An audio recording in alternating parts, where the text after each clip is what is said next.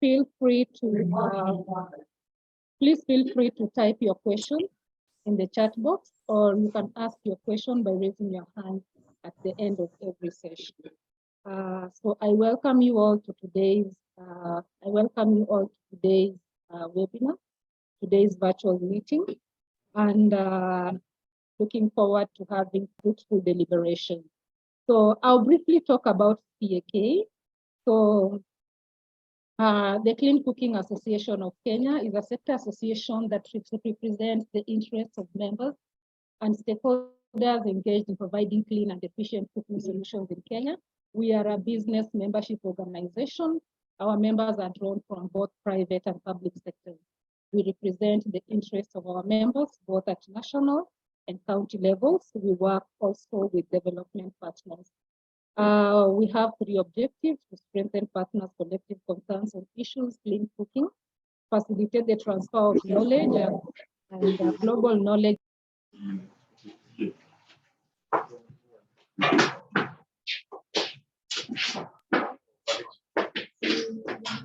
Also, we have to enhance demand, strengthen supply.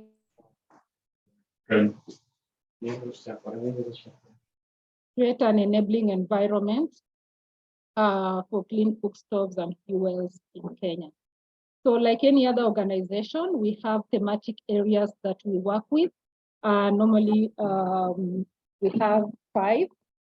So the first one is around advocacy and representation, where we advocate for and facilitate cohesion among our members and stakeholders in the clean cooking sector. Try as much as we can to influence policies, regulations, and principles and administrative frameworks to facilitate a competitive business environment for the sake of our members and other stakeholders in the market. Through this pillar, we lobby for exemption, reduction, or removal of VAT on import duty on clean cooking fuels and technology. We try so much to engage with counties on the clean cooking agenda to see integration of clean cooking in county energy plans. Also, we participate mostly in development of sector documents, sector studies, existing bioenergy strategy, behavior change strategy, and right now, in partnership with the Ministry of Energy and Petroleum, we are developing the National Clean Cooking Strategy and the Electric Cooking Strategy.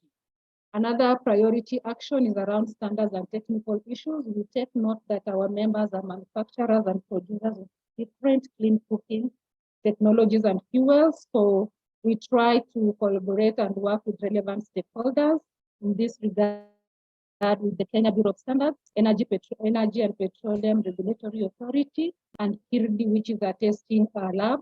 And throughout, so far, we have been able to develop biomass cookstove standards and carbonized briquette standards, carbonized briquettes and sustainable charcoal standards, technical denatured alcohol standards, ethanol and ethanol fuel appliances standards. And last year, we managed to partner and develop biogas system standards. On membership, we exist to serve our members, so we do a lot of sector coordination through working groups, stakeholder engagements. We organize subsector meetings. We have members doing different products, so they are divided into different subsectors, those doing briquettes, pellets, improved cookstoves, electric cooking, LPG, ethanol, and biogas. So we have also set up innovation platforms for ethanol and biogas. That was as of last year. We also help our members participate in such forums and also working forums. Another priority action for CCAK is knowledge and information management, where we try as much as we can with our partners, both in private and public sector, to generate, collaborate, consolidate, analyze, interpret, and disseminate information within the sector. Also, we have the last pillar is institutional resourcing and strengthening. This ensures the sustainability and CCAK with regards to financial management and corporate governance. Other cross-cutting issues that we partner with are around research, innovation, and development, knowledge, information, and sharing, gender mainstreaming, and also as CCAK, we partner, we have partnership with governments, national and subnational governments. So that's a brief about what CCAK does. And briefly, uh, I will kindly request the participants to check the link in the chat box and try to register for this webinar so that we can be able to reach out to you in the next series of the webinar. So next, I would like to invite Mr. Kevin. Kevin will talk about introduction to carbon markets, introduction to the carbon standards. Kevin, we appreciate you being present in this webinar. And he is the Managing Director of the Africa Bioenergy Programs Limited. So Kevin, you're welcome. Please feel free to share your presentation. Thank you. Thank you so much, Philomena. Okay, for once I thought maybe you're going to help me with sharing the slides if you have them, but I'm going to try and share my screen. Kevin, please increase your volume a bit. I think it's low now. Okay, can you hear me well now? Yes. Is that okay? Yes, Kevin, thank you. Okay, thank you so much. I really appreciate this opportunity to share with you my experience and also knowledge on our carbon project. I don't know if everyone can see my screen. Just confirm. Yes. Yeah, so I'll try make it full screen, but sometimes it brings trouble. Can you still see the full screen? Yes, Kevin, I can see your screen. Thank you so much. So as Philomena introduced me, my name is Kevin Kinusu. I work with Africa Bioenergy Programs Limited. And we also are the coordinating and management entity for the Africa Biogas Carbon Program, which I will talk about in a few.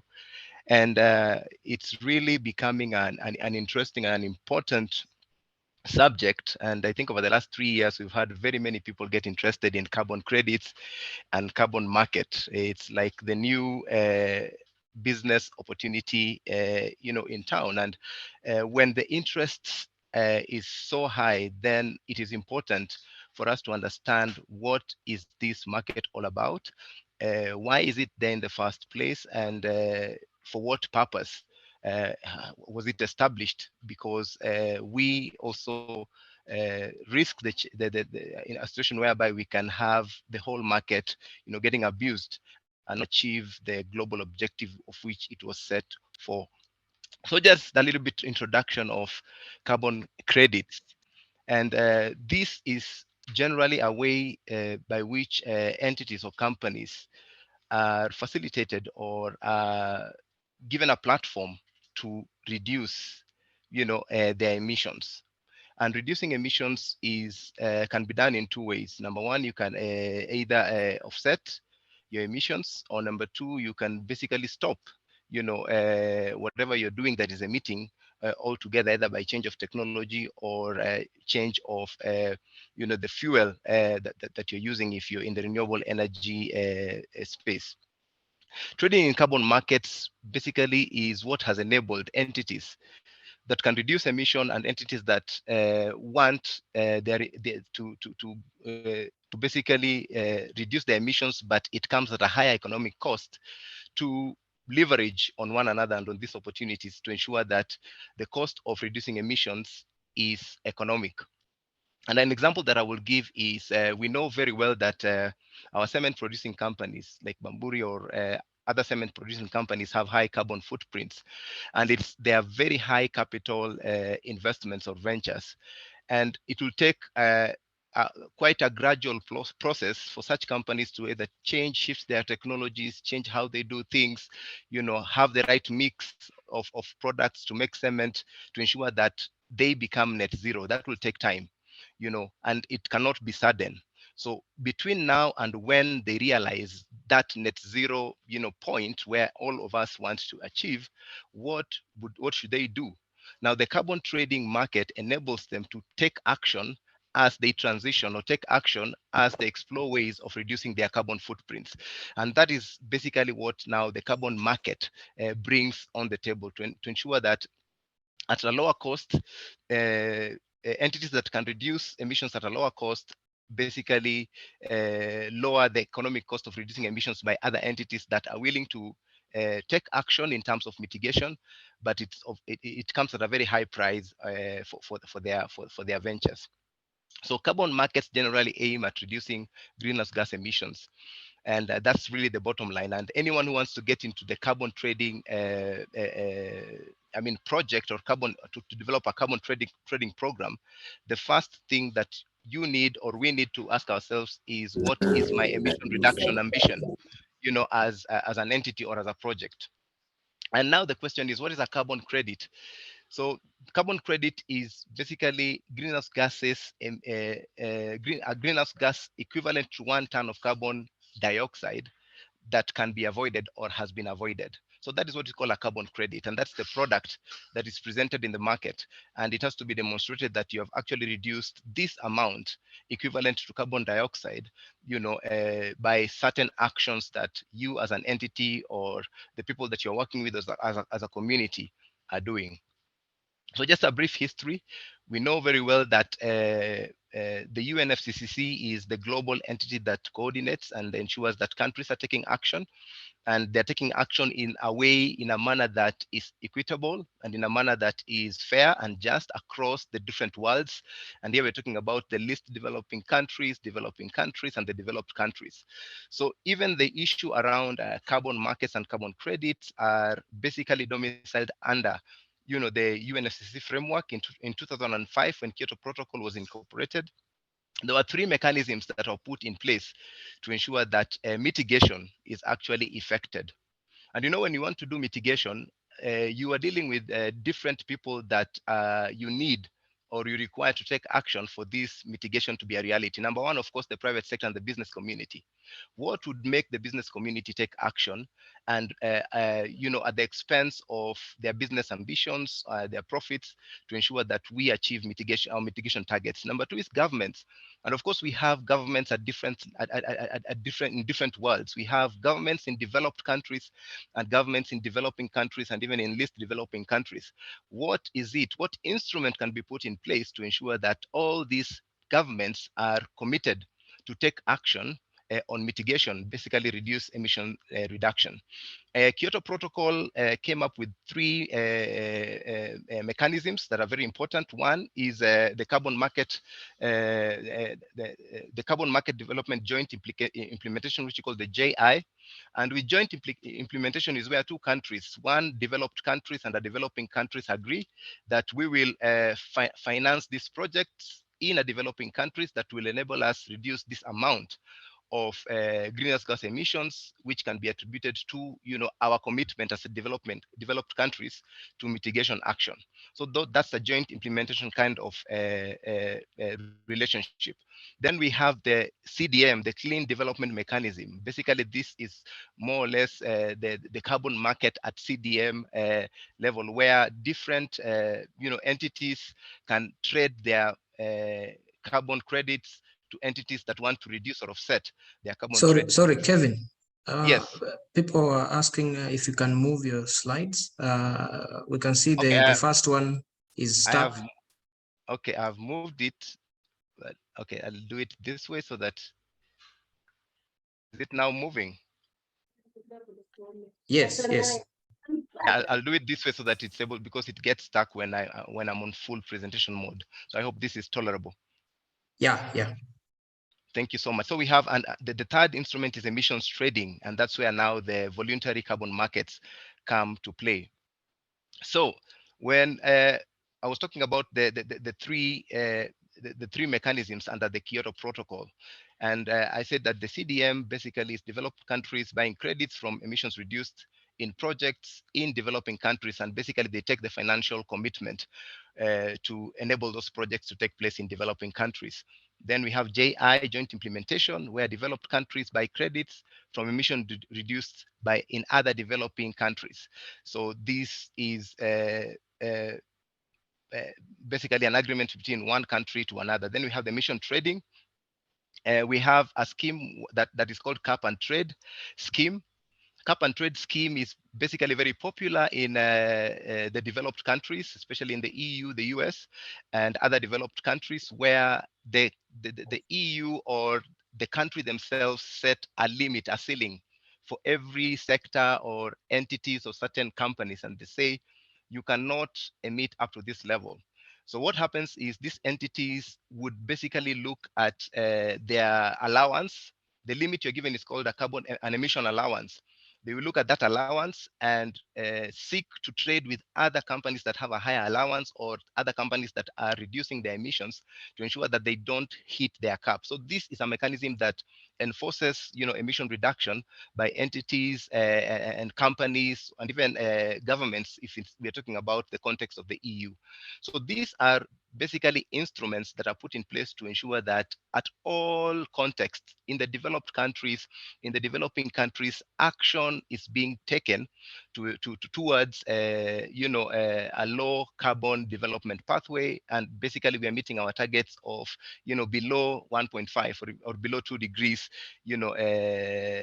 rise in temperature, because we know the catastrophe that comes with that. And to just give an indication of what kind of projects are qualified or qualify for carbon trading or carbon credits. We have different levels of projects. We have community-based projects or household targeting projects. And these could be projects that deal with either enabling access to safe water by communities. It could be projects that are dealing with access to improved cook stoves. It could be projects that are looking at energy efficiency in terms of distributing efficient light bulbs to communities. It could be a project that I'm involved in, like the household biodigester project, mini grid power systems, etc., etc.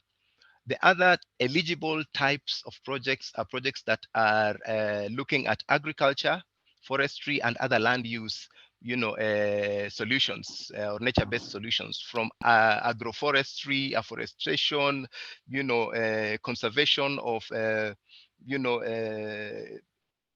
protected areas, whether it's the national parks or water catchment areas. So any agriculture, forestry, and other land use projects could be climate smart, agriculture, minimum tillage, looking at sequestration of carbon through soil management. So that's another level of projects or types of projects that would qualify for carbon trading. Another type is renewable energy. Of course, we look at our solar islands. We also look at projects like the geothermal power in Olkaria in the context of Kenya, other renewable energy, big projects, the wind, all those kinds of projects that are renewable and are basically low in emissions or net zero emitters qualify for carbon trading. Then we have waste management projects. We've been in Kenya, we've been actually talking about the Dandora landfill, that has now been closed, and a new landfill is being established. How do we basically account for the carbon footprint that these landfills are emitting? How can we build efficiency, on waste management to ensure that we are, reducing that window of emission reduction? The other types of project is efficiency and innovation in industrial processes. This could include a change of technology. Right now, we're talking about companies, probably taxi companies, reducing their diesel, petroleum taxis with electric, cars, or with biogas cars or hydrogen cars. So building efficiency in industrial processes, or even cogeneration of power. There are people who basically are reducing their dependence on hydroelectric power or their dependency on diesel in running their engines with renewable kind of sources. So those are interventions that could actually qualify as emission reducing interventions and could design a project around carbon credits. Of course, I've talked about transportation, efficiency and fuel switching, moving from diesel to biogas, diesel to hydrogen, diesel to solar. We have solar, powered small engines, or moving from diesel and petroleum to electric, vehicles. So all these are interventions. And of course, if we are involved in any of these, there is a methodology and a standard that you can apply to ensure that you are basically, number one, demonstrating how you're contributing to emission reduction, and number two, you're also recovering your cost, because mitigation comes at a cost, and sometimes it comes at an inconvenience. And that is why the carbon markets are there, to ensure that people who are putting their, their foot out, people who are taking the risk to do mitigation, basically are rewarded in this sense, to ensure that they continue doing that competitively, because it's also mitigation also comes at an added cost, because you have to change a technology, you have to change an approach, you have to do some learning or relearning or retooling. So that is why the carbon market is very critical, to ensure that all of us from the private sector, government, projects and programs are motivated to take action. Now, we've talked about basically the carbon markets, why they are there, are they important, what kind of projects qualify, as projects that can reduce or accumulate carbon credits for sale in those carbon markets. Now let's talk about the standards. It's important for us to understand that every market, and we know every market, even our Kulima market here in Nairobi, has rules. And for every market to thrive or to be organized, there has to be some set of rules that govern how the traders operate with the buyers. How do they relate with one another? How do they determine the pricing points? How do they determine value of the products that is being sold? And for this particular case, we're talking about a carbon credit. What is the value of a carbon credit from a project that is implementing biogas, compared to the value of a carbon credit from a project that is implementing safe water access to probably the informal settlement areas? What is the value of a carbon credit for a project that is promoting agroforestry, compared to the carbon credits from a project that is promoting taxis that are electric? How do you value that? And this is where now the carbon standards come into play. So there are various international recognized ratified standards that provide consistency, and a robust framework for issuance of carbon credits, because we don't want someone to actually argue that my credits should be higher than this. There has to be a basis of why you're arguing. There has to be a basis of why you're arguing the value of your credits. So these four verification processes are very important in terms of determining the credits or the value of credits. Number one, the credits that we're talking about, and this is by the International Carbon Reduction and Offset Alliance, the criteria that they put in place. Number one, they must be emission, they must be real. The emission reduction can be proven to have taken place. If you say that I've reduced 2,000 equivalent tons, equivalent of carbon emissions, you must demonstrate that you've actually reduced those emissions. And you see the word reduction might look simplistic, but it's very important, because if at baseline level, for example, business as usual level, the same amount of carbon emission reduction would have been reduced anyway, then you are not adding value with your project. So that's the definition of real, and ensure that the reduction is actually demonstrable. That's very important. Number two, they have to be verified. You can have a very good project targeting 10,000 farmers. They are planting moringa in Western Kenya. That is good. And you're saying my project qualifies for carbon credits. It could be true, which is okay. But can those emission reductions that you're referring to or talking about have to be verified? And the verification and audit does not happen. You don't do your own audit, or you don't do your own verification. They must happen using third-party qualified persons. And I will talk about that in a moment. Then the other important criteria is permanence. Are you reducing emissions for 2 weeks or 2 months or 3 months, and then that is it? How long, how resilient is that intervention? And we talk about a threshold of 100 years.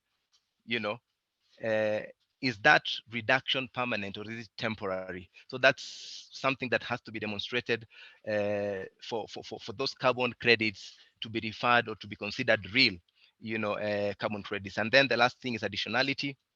You need to demonstrate that the project is not sustainable without carbon revenue. This is very important. If you can do it anyway without carbon revenue, then it means you should have done it anyway.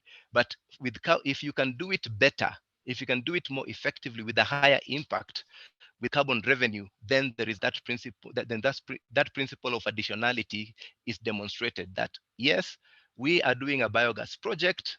My case, we are reaching 10,000 farmers, but the cost of a biodigester is too high. If we get the efficiencies that come with carbon revenues, we can reach 40,000, 50,000, or 60,000 in the next 5 years. But without carbon credits, we will only reach 30,000 in the next 5 years. What is the additional impact, or what is the additional value that carbon revenue puts in your project or in your program? So that is very, very, very important for us to look at. On this top frame, we have the different standards that are that are in place, and I will just, and I think you'll get the presentation. One of the standards is what we call the architecture for RED. Transition is called ART. So basically dealing with RED projects, RED related projects. Then we have the Global Carbon Council. It's a little bit more similar to CDM in terms of the principles that it uses, but it's based in the Gulf.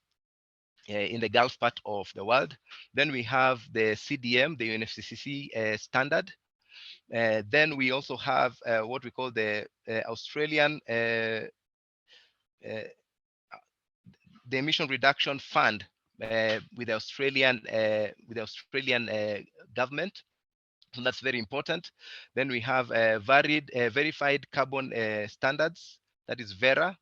Then we have the gold standard, and we have American Carbon Registry, among others. Another one is Plan Vivo. So all these are standards, and they're standards that can be applied in a project that is aligned with the standard for you to be able to have credits that you can you can sell.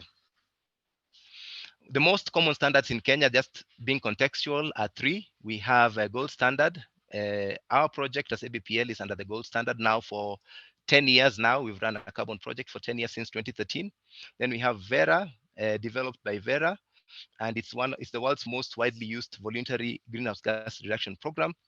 In terms of statistics, they claim to have reduced or removed more than 1 billion tons of carbon so far since its inception. Then we have the Global Carbon Council, an initiative of the Gulf Organization for Research and Development, and it's a voluntary carbon offsetting program that is able to assist organizations to reduce their carbon footprints. Now, someone is going to talk about the project development process, but I'm just going to run through what it takes. For you to develop a project, of course, you have to understand the scale. There are 3 types of scale. You can have a micro project, small scale project, or large scale project. Our project is considered small scale project. Of course, there has to be a feasibility assessment of the project to check to tick all these boxes, cost effectiveness, economic effectiveness, what is the legal context, and all that. Of course, all conditions of financing agreement are met. Who is financing the project? If it's pre-financed against the carbon credits, are those arrangements already done? Because you don't want to start a project that will not take off, that will not realize the goal or the objective. And then, of course, when the financials are put aside, then it's the implementation process that starts taking place. And of course, operation and maintenance for the purposes of power related projects, or when it comes to planting trees where you have to grow them over the years. So that's the project development bit. But now there is now the project development, and now there's the carbon asset development path. So the project has to exist for carbon credits to exist. So without an effective project, or without a project that is successful, then the carbon bit also collapses. That's why I started the project development. bit, because it's from the project that now we can now start looking at the emission reduction levels for that project. So when you're developing the carbon asset, of course, there's a process, and I will just outline the steps because I know someone else is going to talk in detail about this. So the first step is to have a project design document, which covers the scale, geography, everything about the project, who is going to coordinate, manage, who's going to implement, and who are the participants of the project, including the beneficiaries. So the project design document basically is the document that talks generally and in depth about the entire project. Of course, there has to be approvals. If it's a big project, the necessary approvals and permits must be given for that project, for the carbon credits to be to be valid. So if your project does not have a permit, for example, if it's a mini grid project and the national you've not successfully received the permits or the national approvals that are required for that, then that collapses the whole project. Then, of course, there's design validation by third-party auditors. This is very important. That project design that you have already presented has to be validated by an auditor to verify that that project basically qualifies as a carbon project, and the threshold and the scale is sufficient enough for it to qualify to be certified or registered. Then, of course, registration under a standard. It could be any standard. And at this point, of course, the consultants that are helping you develop the project would advise which is the appropriate standard. For example, if you're doing a forestry, agriculture, forestry, and land use projects, there are standards that are really known for such kind of interventions. If you're doing so that's really important for you to know. Then, of course, there's project monitoring. Once the project is registered under a standard, then you have to monitor the project, and it's really a long process. It's really a process that requires commitment.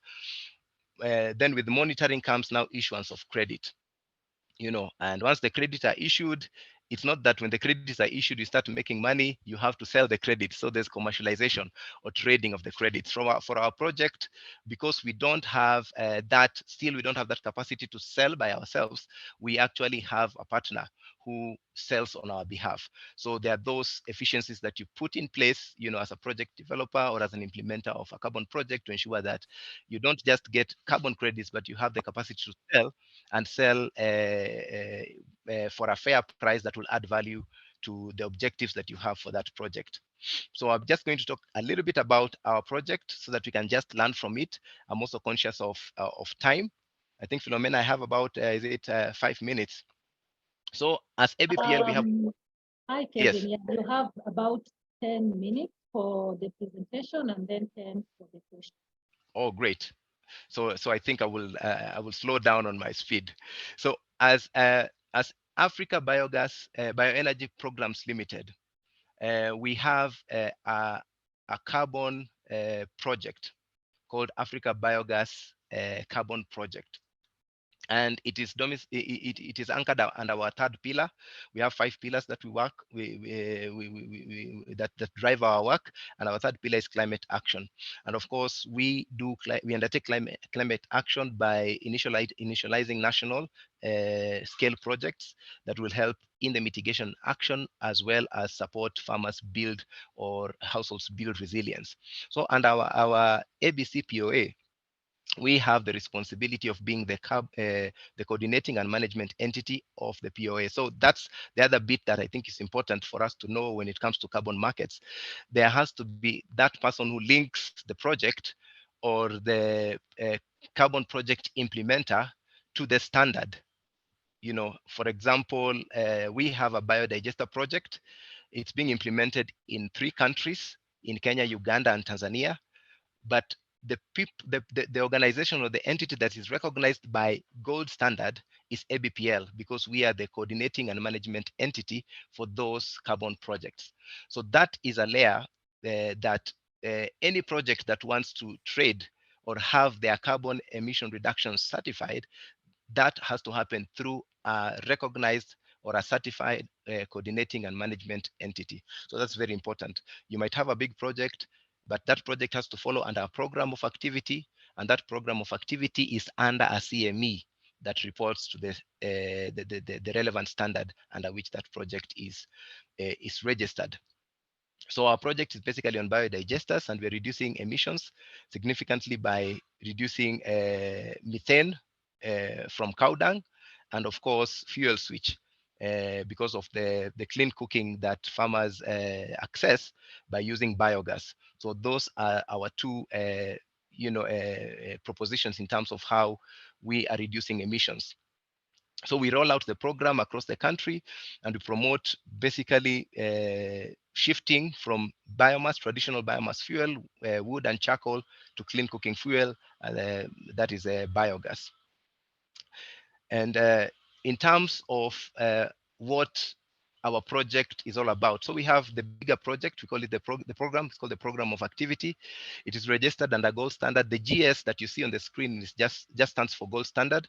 Our gold standard number or unique identifier is GS2747. So if you go to the gold standard registry, you type GS2747, you will see all our projects. That is one of the things that is important about carbon markets. There is that aspect of transparency and accountability. So all your projects, if you develop a carbon project, your documents have to be published publicly for everyone to see, because we have to demonstrate that what we are doing is not, a fishy business. You have to be, people have to access your document, read about your project, and understand what your project is doing and how much VERs are you earning from that project. And it also encourages learning, from other projects, people who want to learn, from your projects, or also replicate. So when you do when these documents go public, you cannot say that that's my IP. People can come, download your project, learn from it, develop their own project in their own context, because our goal is common. How can we reduce emissions across the world to ensure that we are not, banned? We not ban, as as a world. So we have 5 VPS. VPS stands for voluntary project activities. So we have 2 VPS in Kenya, VPA1. So it's a project in Kenya, 2 projects in Kenya called VPA1 and VPA6. We have 1 project in Tanzania called VPA2, and we have 1 project in Uganda called VPA3. VPA4 is not yet has not yet rolled out. It's still in the process of being, registered. So our coverage is East Africa, but right now we are scaling up to Africa so we can support under our POA any project across Africa. And I said our size is small scale. We are considered small scale, and only looking at biodigesters as our technology, the technology that we are using to reduce emission reductions. Our duration is 28 years from 2013, where we began. And I think this is very important for us to know. When you register a POA, of course, a POA is given a time frame. Then we have what we call crediting periods. So a crediting period is once you go through the entire carbon asset development cycle, from the PDD design, monitoring, audit, and all that, and the credits have been issued. Those credits will be sold annually upon monitoring, upon successful monitoring, and that are mandatory for a period of time. So for our case, our crediting period was lasting 7 years. So it means that after we go through the carbon asset development cycle, we can sell our credits for 7 years. After the crediting period lapses, then we have to do the cycle again. Why do we have to do that again? Because at that particular point, maybe the baseline has changed. For example, 7 years ago, the level of LPG use in Kenya is not compared to the level of LPG use in Kenya. And the reason why we do this is for us to ensure that we are not overclaiming. So the carbon market is also very particular about, fairness and justice. Are you overclaiming? Because this is not a business model. This is not something you're doing to get supernormal profits. It's supposed to enable us transition, sustainably and competitively, and not make supernormal profits from it, and ensure that many people are accessing solutions that are, low carbon. So that is why after the crediting period, you have to do the entire cycle again to ensure that the baseline is the same, the conditions have shifted or they are the same, so that when you're claiming credits based on what you're actually reducing. So that is something that is important for us to know, the crediting periods and why they are important. For every intervention, we have specific methodologies, and the methodologies are many, so we cannot even exhaust them here. And I think when you're developing a carbon project, now the consultant who will be supporting you will basically also align your project to a methodology that is going to be efficient for you. Basically, you don't get to a methodology that is impossible to implement, that is not aligned to your intervention. So our methodology at the moment is methodology for animal waste management and biogas application. That is our methodology, the method that we're using now and a gold standard. The implementers, there's a difference between a project, an implementing partner, and a CME. So the implementer of the project will be probably your organization. If it's probably Clean Cooking Alliance as the implementer of a project, they're the people who are implementing the project on the ground. But now the person who is coordinating the relationship between the implementer and the standard is the CME. And that's the role that ABPL we play. So we are privileged for us as ABPL to be both a CME and an implementer in Kenya, but supporting other implementers in Uganda and Tanzania. So our main objective is to stimulate the use and uptake of digesters across, Africa or across East Africa, where we are now based, to ensure that we are shifting from the traditional fuel of firewood and charcoal. So this is what we do. I think I will not really focus on that. We can read it when we share the presentation. It's important because if you engage a consultant as the CME, these are the things that the CME should do. They should ensure that the program of activity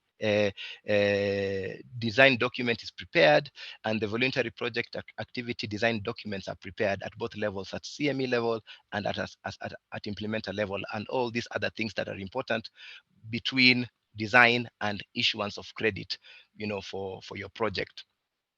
These are still activities that we as a CME perform, and I will just not engage in them so that we can also look at the costs, because this is also important.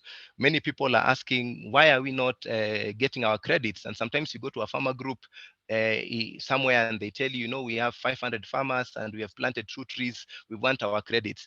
But people don't understand that there's a lot of financial obligation that comes before you actually get your credits issued.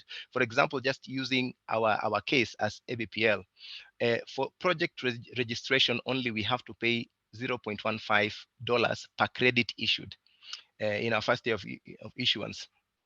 And of course, this one is less our preliminary review fee that we pay. When we have to get a third-party auditor for validation, they cost between $5,000 to $6,000. We have to get a third-party auditor for verification, and that costs between $5,000 and $6,000. And of course, the registry is not for free, you pay. When you register either with the gold standard or whichever registry, and we pay $0.15 per emission reduction, and we pay $0.3 per emission reduction for subsequent years. The first year we pay less, subsequent years we are paying more. So we need to know that this process will happen every 5 years for our case when we are doing renewal. So it means you'll have to meet all these costs again. And of course, in between, we have costs that come in place when you're doing monitoring and surveys, because for every year you have to do monitoring, and upload monitoring reports to the registry for you to be able to continue selling your credits for those subsequent years. So they come at a cost, and I think it's important for everyone to know what kind of obligations this is. And just to give you a feel of emission reductions that through our POA we've managed to reduce, we have in Kenya, in our VPA1, we have so far reduced 93,583 equivalent of carbon dioxide emission reduction in our first project. In our second project, 39,000. So that's about a total of 132 thousand VERs. In Uganda, we're talking about 117,000 VERs. In Tanzania, 142,000 VERs that we have so far accounted for and have put out in the market for sale. I do hope that excuse me, was insightful, and I'm open for question and answer. Back to you, Philomena. Thank you. Thank you, Kevin. That was very informative and very comprehensive. And also thank you for taking us through the carbon market, the types of standards, those that are applicable to Kenya and all. So Kevin, before you drop off, I have questions for you in the chat box that I would like you to respond to. So we have a question from Danson Ligare. Danson Ligare is a member of CCAK, a very vibrant member. So Danson is kindly requesting that you kindly substantiate on the link between carbon offsetting in relation to mitigation and adaptation. Danson, if you'd like to expound on your question, you can kindly raise your hand so that Kevin can respond to you, or he can just respond to what it is that you wrote in the chat. Grace, I think I understand what Danson is looking at. Yeah, of course, I know, and let me just put the context straight. I know there's a lot of discussions right now about offsetting, and of course, there in every good meaning or intervention or action that people take, of course, there are those that take advantage of it. But generally speaking, when carbon offsetting in terms of someone, probably a company in Europe, for example, Swiss Air, they have their planes use jet fuel. They support economies, including both third developing countries and developed countries in transportation. Our flowers have to go, to Netherlands. Businessmen have to come to Nairobi. So a company like that, that is doing a business that is well-meaning, and they are serving the world, they're serving humanity, also becomes conscious and say, because we are using fuel and we are emitting, we want to account for this footprint and we want to offset them.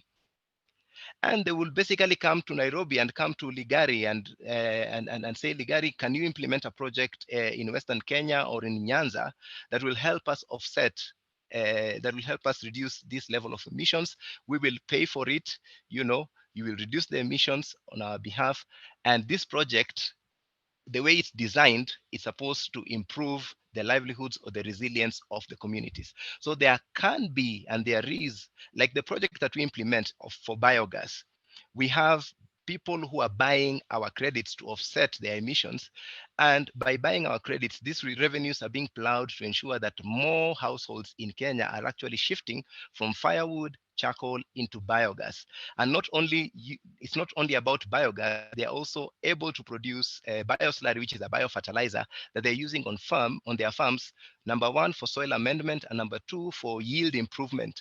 And number three, to ensure that there is improvement of life on earth, because organic matter in our soils has reduced. So there is a link, and this is very important, Ligari, because when you're designing your document, when you're designing your project, these are the things that have to make sense. How does it link to betterment of the communities that are benefiting from the project that is being implemented? How does it improve their lives? How does it build their resilience? Make that revenue count.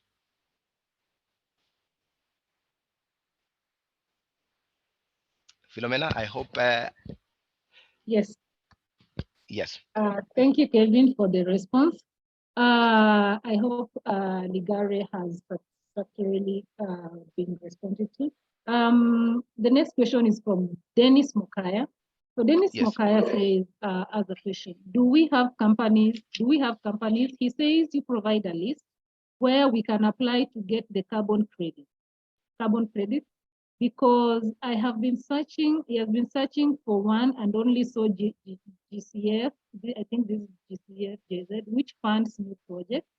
So he's in a division that does rehabilitation of water towers, and since 2008, they have done more than 1,600 hectares fully grown forest trees, now from bare degraded land, and more hectares rehabilitations are ongoing. So if you have a list, you could provide for ease so that they can also benefit from that. Yeah, I think I'll just probably address that in one statement. I think the gap that Mokaya has is carbon project development.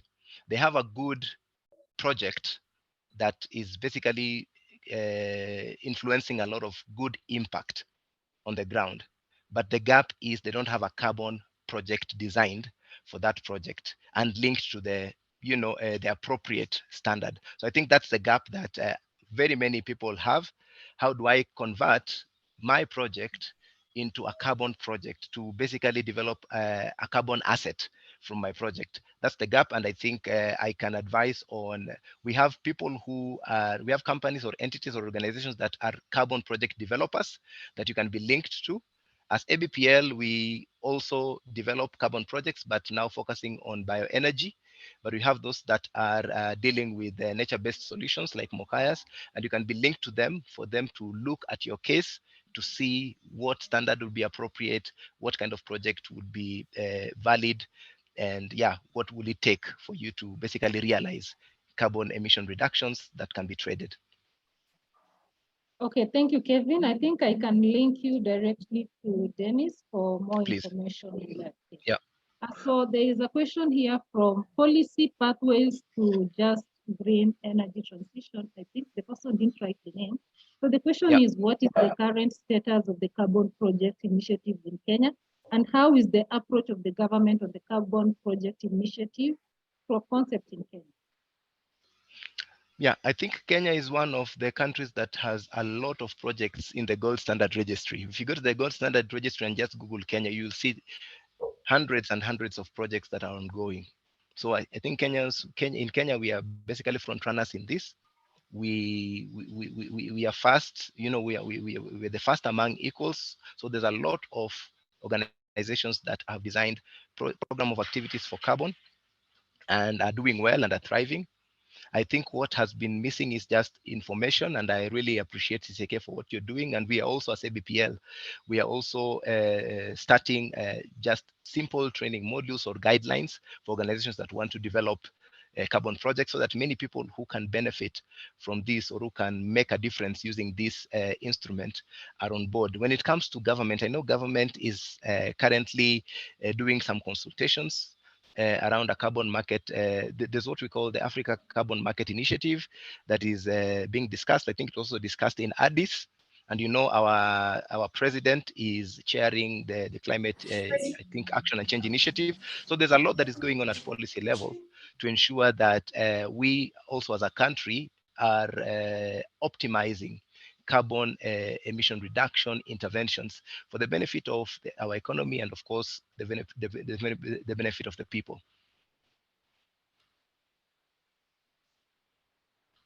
Okay, Kevin, thank you. So does the 100-year, this is a question from Janet Yamoi. Does the 100-year threshold cut across all the different types of carbon credits? No, I mean, the 100-year is basically a threshold that is set to show, the seriousness, what you need. Like, for example, for our biodigester project, we give a lifespan of 30 years for the biodigester. But of course, after 30 years, a major innovation takes place, and then the biodigester can live for another 30 years. So that is a threshold that is set so that any project developer understands the significance of permanence. It's not a temporary fix. So if you're transitioning from diesel to kerosene, you're not just transitioning from diesel to biofuels. You're not just transitioning to get credits. You're transitioning because it's a conscious, deliberate decision you're making. That is the definition of permanence. So you're not just planting 1 million trees so that you can get credits and cut them after the credits have been issued. So you're actually looking at permanence. You're looking at ecosystem, conservation, because conservation is not temporary. Conservation is permanent and long-term. So it's really to emphasize on the importance of permanence and long-term, intervention as one of the objectives that carbon, that carbon markets intends to deliver. So it could be different. It's not cast on stone, but that is just to emphasize that this is what we mean business. This is what it takes. Yeah. Okay. Would you kindly explain the difference between Verra and the gold standard? And also, does a project need to be in existence for it to go? Sorry, okay. The question from Mohammed Kadi is that you differentiate between Verra and carbon and gold standard. And also he has another question like, does a project need to be in existence for it to go to carbon asset development? Or is it, or can a project at inception also apply for carbon credit? Yeah, thank you. Let me start with the second question. I think that's easier. So you can design a project from beginning, but of course, if you're starting a carbon project from ideation, then of course you understand the risks are higher.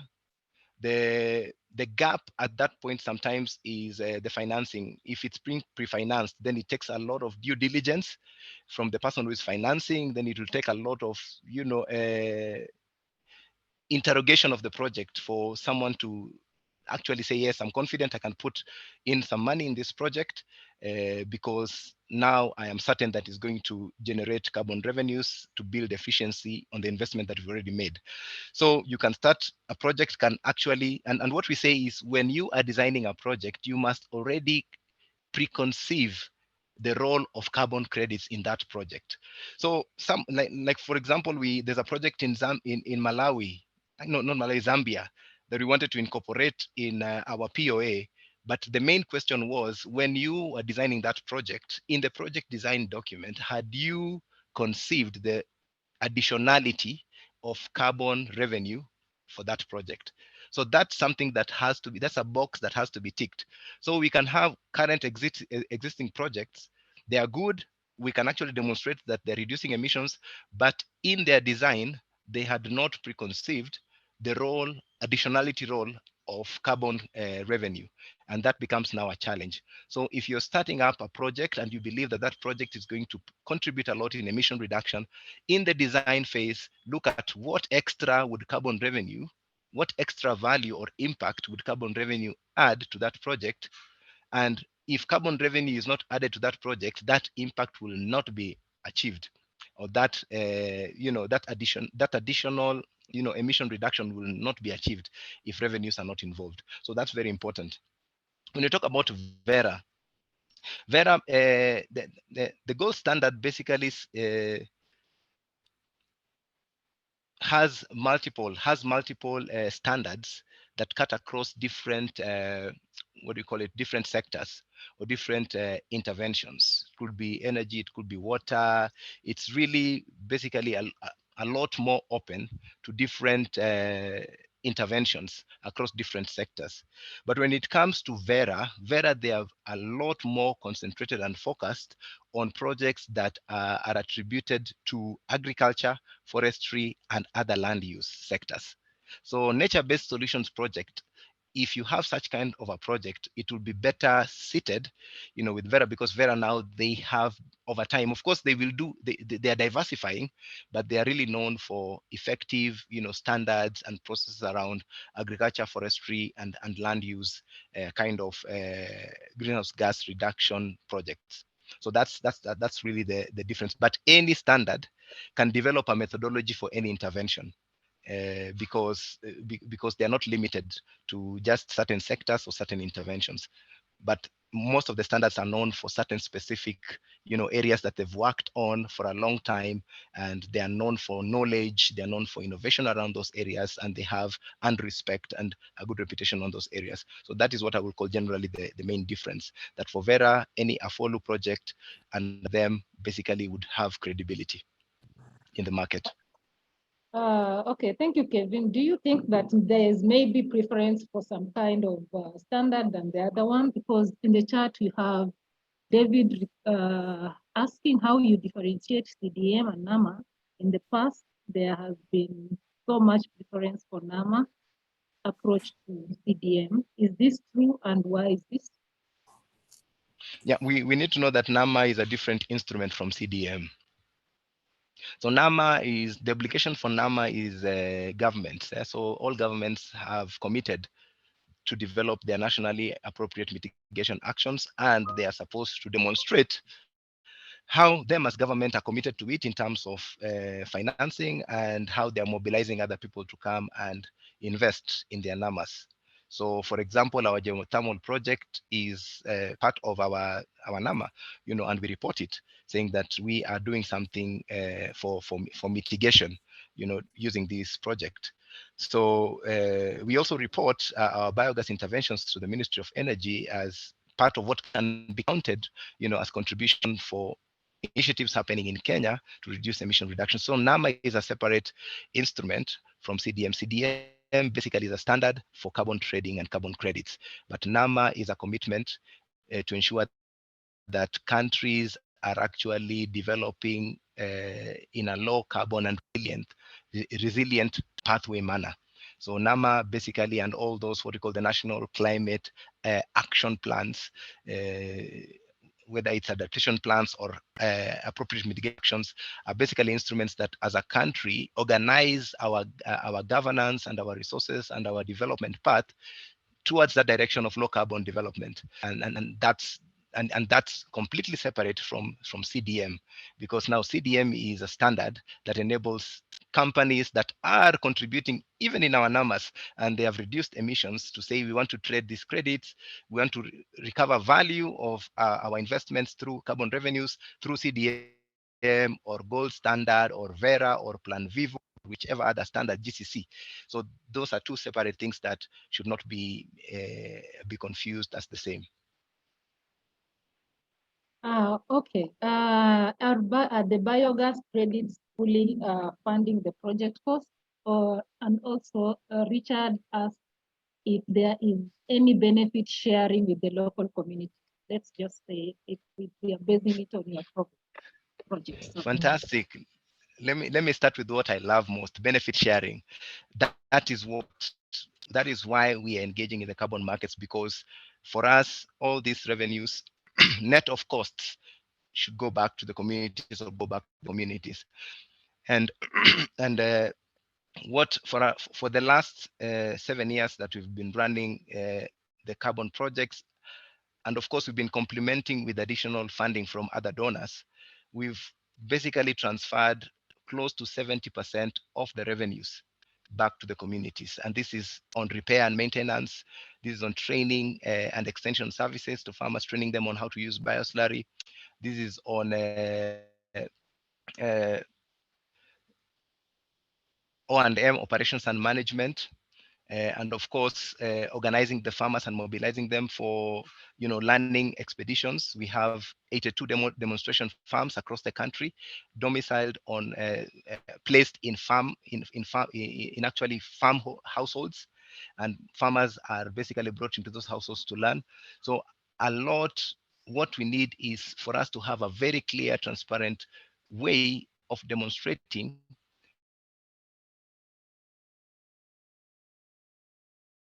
that our projects all money to the consumers. For ABPL, we are actually getting into the next level. We want to go now the fair trade certification route, where now we have fair trade certified carbon credits, and we have a certain methodology that demonstrates, though right now we're doing it voluntarily, but we want now to put ourselves under check with a certain methodology and a fair trade practices that demonstrates that we are actually taking or trickling these resources or these revenues to the farmers in this way, in this manner. So it is important to have the end users benefit the most from this.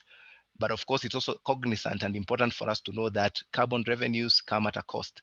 So it will be maximum benefit to the beneficiaries or the users, net of costs that I've also shared. Okay, thank you, Kevin. And how do you approach these potential carbon credit buyers? Maybe let's say with relation. Yeah, so the biggest carbon credit market is in Europe. Moment, Europe, US, Canada.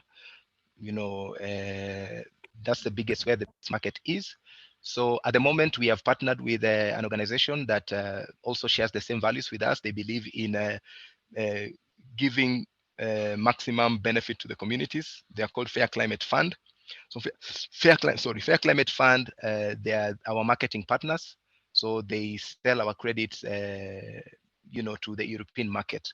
So they have a platform where they basically broadcast or advertise our credits and other credits that they have through their digital platform, and organizations that know them because they are known would come and request for credits of a certain nature. So people don't just sell all credits to anyone.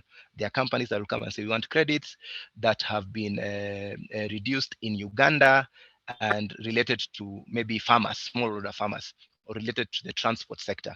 So people also request for specific kind of credits that are available through these marketing agents. So currently we are marketing through our Partners Fair Climate Fund as we build our own internal capacity to also begin selling. And of course, there's a lot that is happening. We have emission trading schemes that are developing. At some point, we thought that the East African community was developing a trading scheme, I mean, an emission trading scheme. Africa is doing what we call the African Carbon Market Initiative, the ACMI. So that agencies in terms of linking projects in Africa to credible carbon markets, and of course also looking at fair pricing of the carbon revenues. Okay, there's an interesting question here. So let's say you're doing a joint project and you're implementing jointly. So how do you ensure that there is no double recording of emission reduction in such a case? What makes sure that all those I's dotted is the project design document. And of course, once you have a project design document, there is what we call the validation. I think everyone can remember that process in terms of carbon asset management. So there is what we call validation. So those credits must be validated, and all those credits are linked to a carbon project implementing entity, an implementer. So there is no way you can have one project that have two implementers. So if for example, there are two organizations in Kilifi that are or Kwale that are involved in mangrove forest restoration.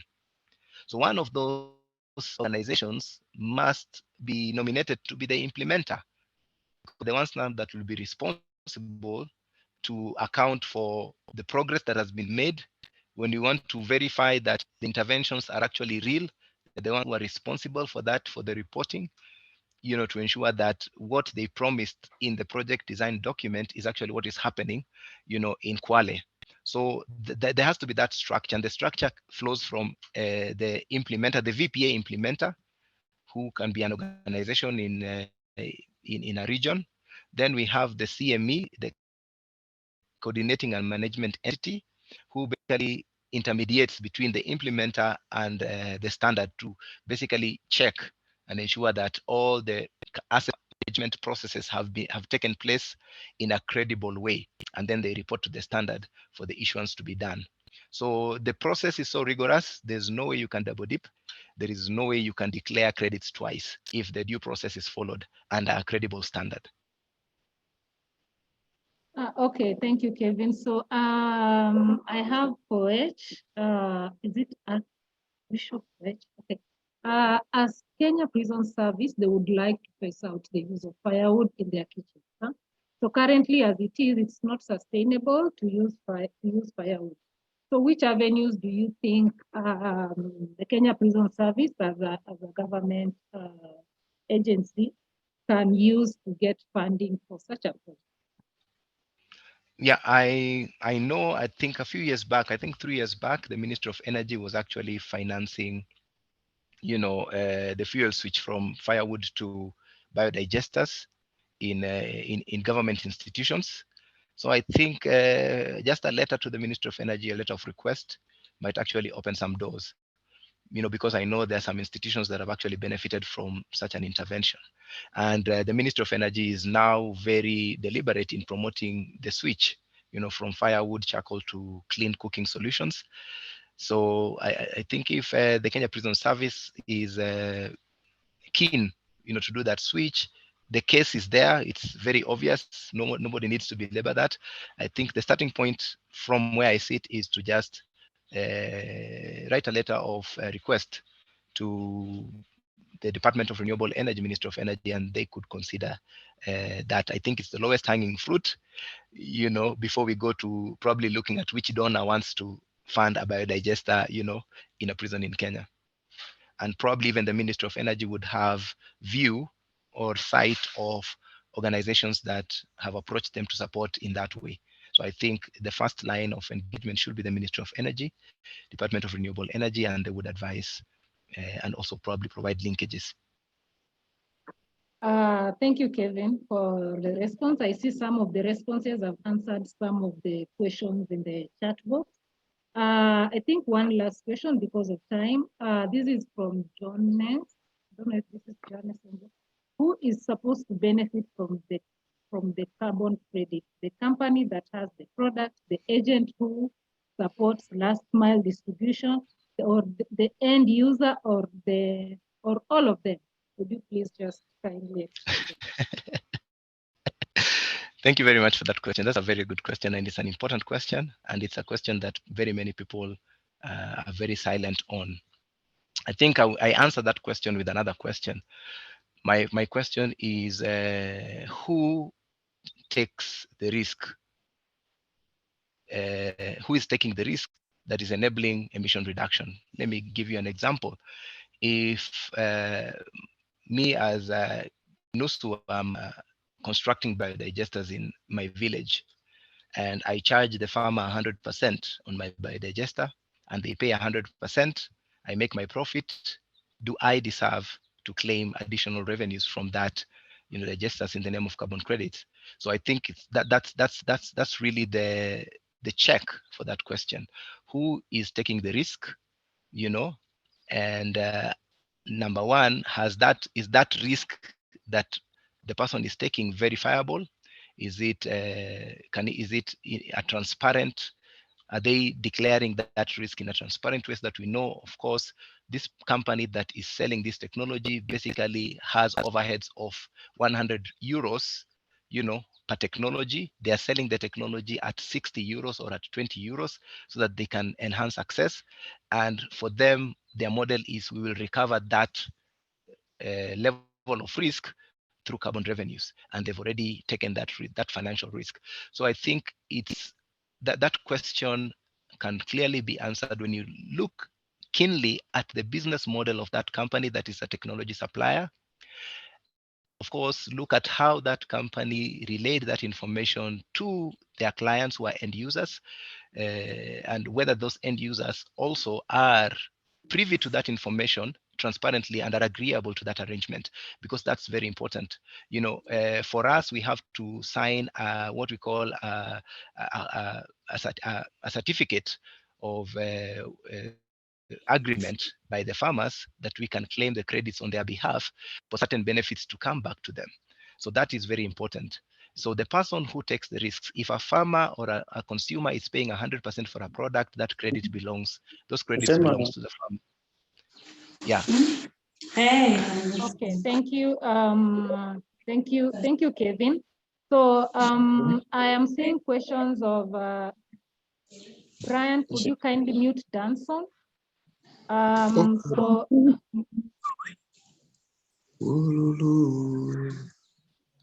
kumbe nasikika. Hey.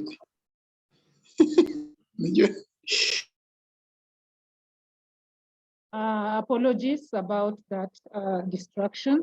So I'm seeing some members of CCAK. I'm seeing Atava from Lean Solution, which is a briquetting company and have recently ventured into pellets, are asking for consultants that they can approach to design a project for Verra carbon credits. So Kevin, I think in response to this and for the sake of others, you could kindly just drop your email or maybe phone number, email and phone number, just for those that need the clarification about this because of time, and those that would also like to have such products within their organization. So I think if that is okay, Kevin, you can just type it in for everyone. And now I think because of time, we can proceed to the next presenter. The next presenter is, before I would like to really thank Kevin for the very elaborate and informative session he has given us, and he had maybe a very short time with us, but we look forward to inviting him to more of these sessions so that we can have like the clean cooking sector and just the whole sector at large know so much about carbon finance. So as Kevin is dropping off, I would like to welcome Sally. Sally Gaki is a senior carbon developer, and Sally will take us, Sally is from Climate Impact Partners. She will talk briefly about her organization, and she will take us through the carbon finance project development process. So Sally, you can unmute your microphone and share your presentation. Thank you.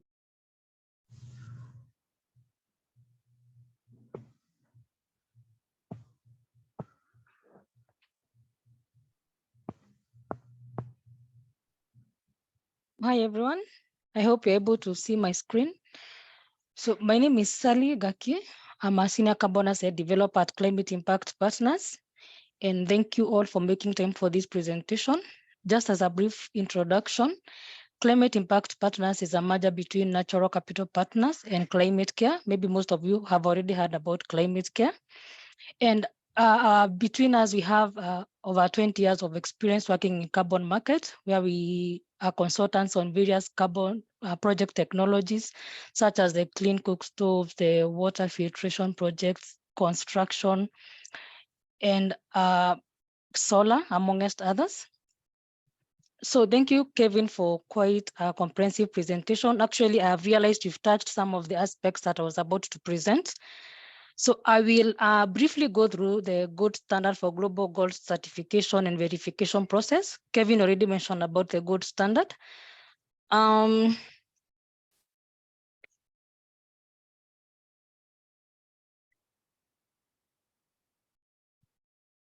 So the gold standard design and performance certification has some steps that I have summarized below. So I'll briefly go through each of the steps in the other slides below.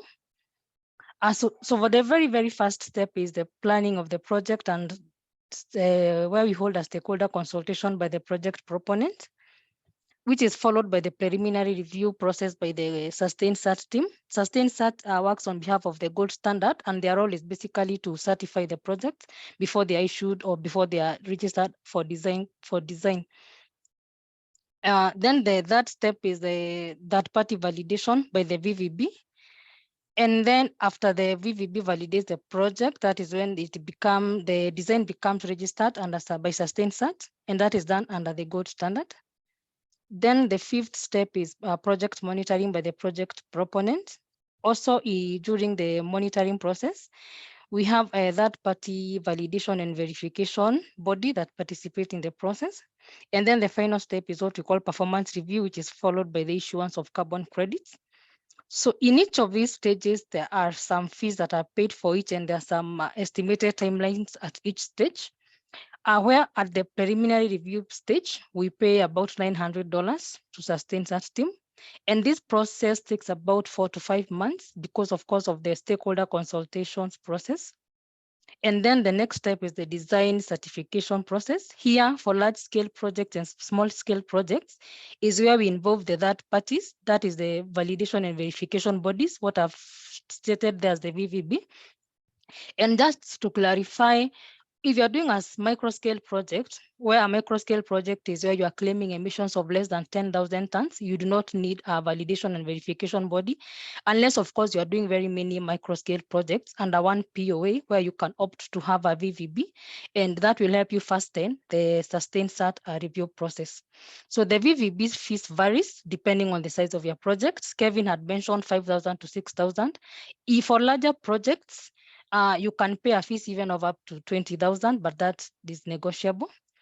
Then the process will take about 5 to 7 months, because remember that under the validation, under the project design validation, you are supposed to do some baseline. So there's a lot of activity that happens at this stage. I'll demonstrate on the other side, and that's why it takes about 5 to 7 months. Then you're required to pay 0.15 USD per credit of the first year of issuance, and then you subtract the preliminary review fee that you had paid of the $900 US. And then the last stage is the performance certification, where, of course, again, for small scale project and large scale project, we have the VVB fees, and on top of that, you have to pay the standard about $1,000. So since there's a lot of monitoring that happens where people go on the ground to collect data, you need to do analysis, you need to go through the VVB process. This process takes about 7 to 9 months. And then there's, of course, the standard fees. So I will proceed to the very, very first stage, that is the preliminary design approval. So the first step when you are planning to do a project, we have the project planning and stakeholder consultation phase. And at this stage, what we do is, first of all, you have to confirm the basic project design, basically to ensure that it is in line with the gold standard. Kevin mentioned that when you're doing the validation or when you're doing the registration of the project, different standards work for different projects. For example, if you look at the gold standard for global goals at the moment, we have different standard for water, which is different from cook stove, different from solar.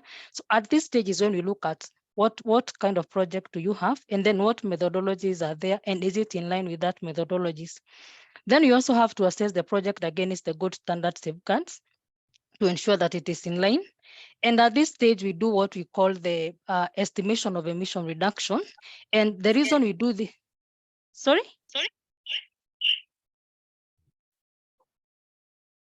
Okay, let me proceed. So at this stage, we do what we call the preliminary estimation of emission reductions. This is because, like I had mentioned, there are various costs that come with doing a project as a carbon project. And at this stage is when we estimate how much emission reductions are you getting versus what is the cost of developing a project. Then we also estimate how many of the technologies, for example, if it's a cook stove project, how many of these would you need to distribute for this project to be sustainable? Then we prepare the key project information note, basically summarizing all the above. That includes the technical specifications of the project. What are you planning to do? How will you be implementing the project? Who are the beneficiaries of the project? And from there, we hold a gold standard stakeholder consultation. So gold standard stakeholder consultation, you hold them there are two that are needed. That is, one has to be, it has to be a physical meeting one, and the other one can be done online. And for the physical meeting, there are some guidelines that are provided on how it is done. Just to mention a few. One, you need to prepare the invitations early enough. You need to give the participants at least 30 days notice period. And also, you need to give them some documentation for them to read ahead, things like the technical summary of what we call the non-technical summary of the project. And also within those 30 days, you also need to send maybe a reminder in between just to make sure that it is the invitation process is robust. So the invitation process, you can do email, telephone, letters, posters, and newspaper adverts, the televisions, basically making sure that you're exploiting all avenues to invite different stakeholders. Also, the gold standard documents guides us on who needs to be invited. And just to notice that the invitation process has to include both genders. You have to make sure that you are considering, of course, where you're implementing the project, how do those people live? You have to respect their cultures, but still ensuring that both men and women are participating in the project.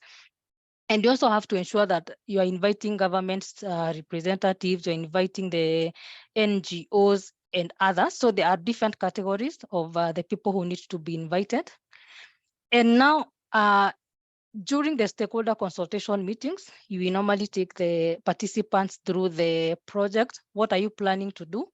And then at this stage is where you have to make sure that you're communicating to them about the carbon, this project is registered as a carbon project, so that they can understand that they will be waiving their rights. So at this stage also, you give the stakeholders an opportunity to ask whatever questions they want. And all this feedback is documented and included in the project design. And if there's a need for you to make any amendments, you can make the amendments at this stage. The other stage is when you're starting the gold standard process, of course, if you want that project to be under you as an organization, or if you would want, if you're working with like us, like climate impact partners, you have the option of either having this project under your own account registry, where you have to open your account, and the registry fees is $1,000 annually. You have another option of, if you're working with a carbon asset developer, of having that project under their registry. That is, of course, always open to discussion. So the next step is the preliminary review, which is done by SustainSat. As I mentioned, SustainSat is the auditor that works under the gold standard. And their role is basically to review all the documents that you have prepared and also review your project in detail and seek any clarification. So what are you supposed to do at this stage? So once you've done with all the stakeholder consultation process, and you've of course already opened your account, you need to complete the stakeholder consultation report and then a draft project design document. There are some other documents that are needed. There are templates provided for the cover letters that you need to sign, then the gold standard terms and condition, and the fees at that stage is $900 US. So at the preliminary review, they'll basically look at what did you do during the stakeholder consultation? Was it in line with what is needed by the gold standard? Number two, the project that you are proposing to implement, is it in line with the gold standard? Is the technology under those that are approved under the gold standard?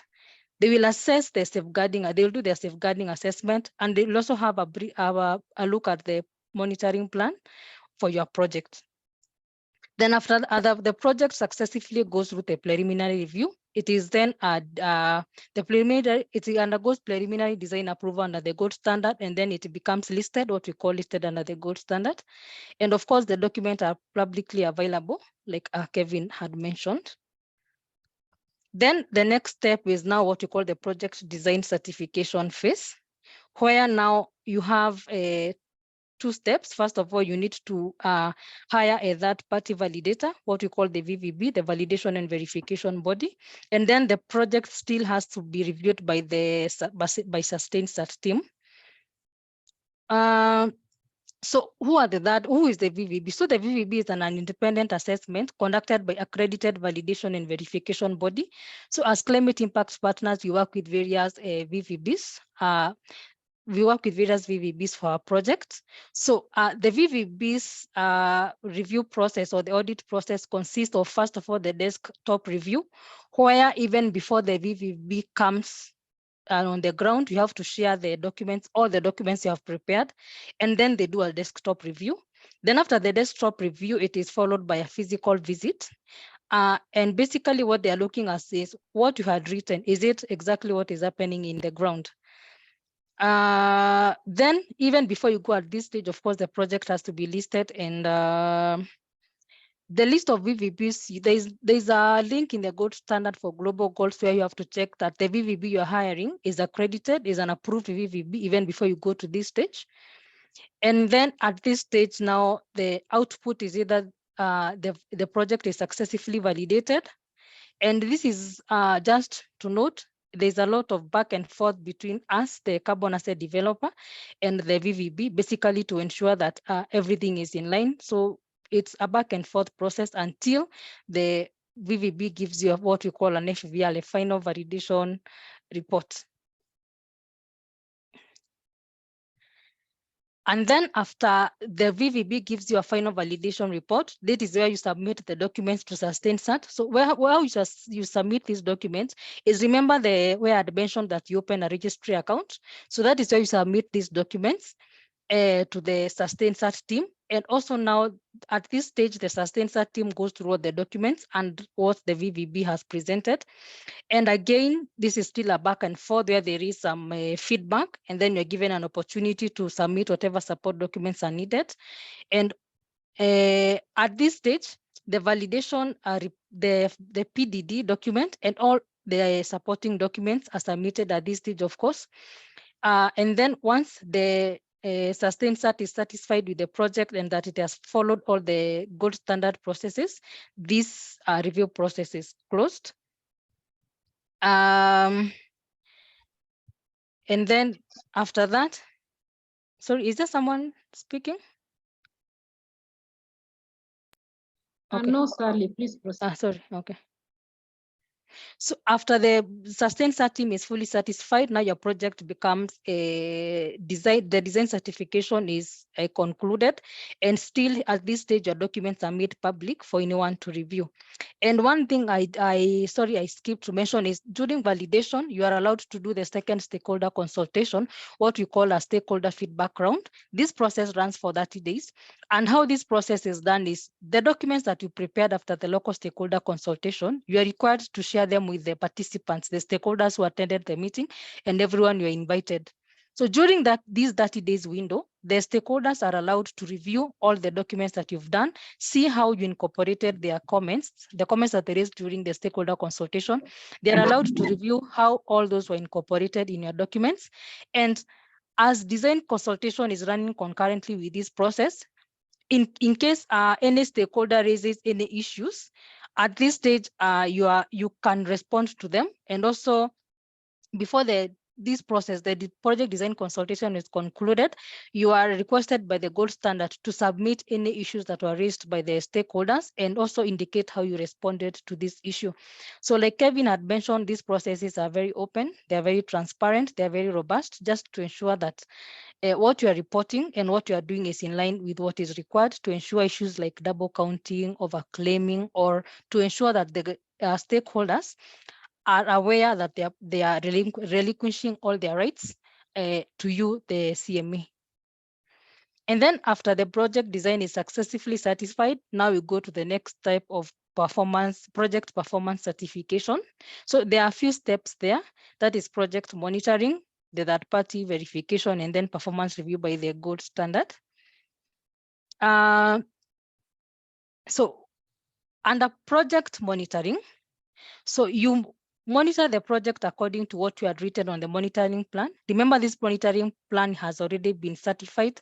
It has already been reviewed and certified by both the VVB and the sustained cert team. So what you do is at this stage, you do for most projects that we've done, the ones that are not monitoring, the ones that you have to go to the field and monitor. So you engage the enumerators, you go and do some training for them. And then after that, they go to the field, clearly understanding what data they need to collect. And then after they collect all the data, all that information is brought back to you for review and analysis. And after analysis, we do the actual emission reductions, because remember, when you are doing project design, you did an estimation of emission reductions, because at that stage, you had not gotten all the information needed to know the actual. And then once you do the actual emission reductions, you finalize your monitoring report. In addition, depending on what you had written on your monitoring plan, you provide other documents, for example, things like employment, ensuring that they bring them above minimum wage. If, for example, you are doing anything to do with water, you have to do the water testing kits, you have to do the water testing using it approved kits or the laboratory. And then you have to do, if it's for the stoves project, you have to do what you call a kitchen performance test. So all the support documents, basically, they vary depending on the project. But something to mention is that assume, for example, you have not been able to do the monitoring as required by the gold standard. There is something that we call an annual report. It's a very, very simple, it's a simplified template. And this report is done for every year that you're not able to do your monitoring. So assume, for example, you're supposed to do monitoring covering 2023, 2022, 2023, and then maybe you realize that you'll not manage to do monitoring for one reason or the other. So you're supposed to do an annual report. And so you fill in the details, and the purpose of the annual report is basically, it's like informing both the gold standard and the stakeholders that your project is still ongoing well. So this annual report is shared with all the stakeholders, especially the ones who attended the local stakeholder consultation. You also need to print copies and keep them in the offices where the CME is located. And also this report is submitted to the gold standard, and it's also made public. And then after you are done with the preparation of all the documents and everything is ready, now that is where you go to the process of getting a third party, a VVB. And the VVB basically will do both desktop review and the field visits to ensure that the project is following is in line with the gold standard. And then they they go through all the project, they go through all the documentation. It is not just the monitoring reports. And also remember that at this stage, you may opt to, at the very first verification, you can use the same VVB who did the validation and to do the first verification, but also you have the option of using a different VVB. So this different VVB, of course, will need to look at all the project PDD, the one that is registered, and then compare that against the monitoring report. And at this stage, once they have fully satisfied the desktop review and field site visits, that is when they can either give you a final verification report that you submit to SustainSat team. And after that is when now you go to the next step of performance review by the SustainSat team, where basically the SustainSat team will still go through the back and forth process, looking at your monitoring reports. If there were any issues that had not been closed during the verification stage, you normally get what you call a forward action request, an FAR, and that is at this point is when you are required to respond to any open comments. So they will look at everything you have submitted, and if there is something that is still needed, you can submit it at this stage. They look at the safeguarding principles, how they look at the SDGs that you had reported, how they have been monitored. And then the gold standard fees at this point is $1,000 for performance review. So after they are fully satisfied with performance review, now that is when all the comments are closed, and then your project gets issuance of carbon credits. And just to mention, issuance fees is of course paid separately depending on how many tons you issue for the project. So that is basically, I'm done with a brief for how the gold standard process works from the initial stage to validation, verification, and final issuance of carbon credits. So maybe I can quickly take you through an example of a project and how these processes can be applied. So the picture here is for the liners of one of the projects that we are implementing. So how do you plan for an energy efficient cook stove project? So the first phase is the design of the stove project, and then the other one is implementation. Then you do monitoring, SDG measurement, and then I've also included some key issues to look out for in a cook stove project. So at the design of the project, what do you look at? So there are some minimum requirements for any of the projects, and this is in line with what is written on the methodologies. So for the distributed units, the energy output should be less than 100 kilowatts per year. So there are some calculations that you normally use as per the methodology to calculate how much energy output your stove is, and then you look at against what the methodology says. And then for the cook stoves project, you have the option of either doing portable or fixed. Then the thermal efficiency has to be above 20%. And this is because remember that most of the baseline stoves or the business as usual case scenario, the thermal efficiency is normally about 10%. And actually that is the figure that has been provided as a default value in the methodology. So for you to make a difference, like Kevin had said, like Kevin had mentioned, your intervention basically needs to make a difference. So for your cook stove to have made a difference, then the thermal efficiency needs to be at least higher than the business as usual case. And the minimum that is required is about 20%. And then another very important aspect to consider is the carbon rights waiver. Remember that as much as you are the CME for the project, the emission reduction is happening at the end user level.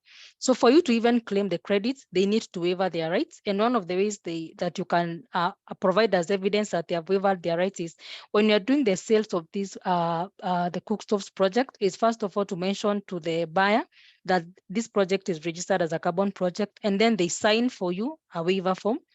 They can either do it online. For some of the projects I've done, I've seen that the end users are doing this online, or they can do a physical receipt on the physical receipt, and then where their warranty is activated, and then there needs to be a warranty.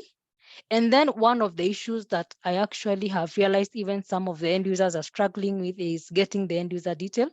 So for any carbon project, getting end user data is very, very critical, because that is the only way you get to actually confirm that indeed the projects have been distributed, indeed they are being used, indeed you are doing all the customer follow-up.